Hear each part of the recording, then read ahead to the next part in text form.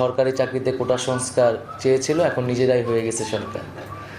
তো আমরা আমাদের যে আন্দোলন, সেই আন্দোলনের কিছু প্রিন্সিপাল ছিল যে আমরা বলেছিলাম যে একটা মেধাভিত্তিক বাংলাদেশ আসলে আমরা গঠন করতে চাই। তাই আমরা মনে করেছিলাম যে সরকারি চাকরিতে মেধাটা প্রায়োরিটি থাকা উচিত।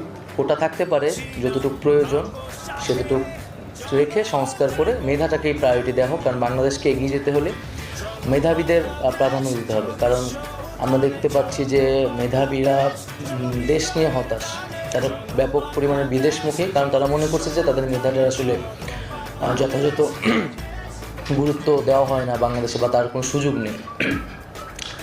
দ্বিতীয়ত, আমরা এই যে একটি অভ্যুত্থান আসলে হয়ে গেল একটা কোটা সংস্কার আন্দোলন থেকে, এটা একটা রাষ্ট্রীয় একটা ন্যাশনাল মুভমেন্টে পরিণত হইল।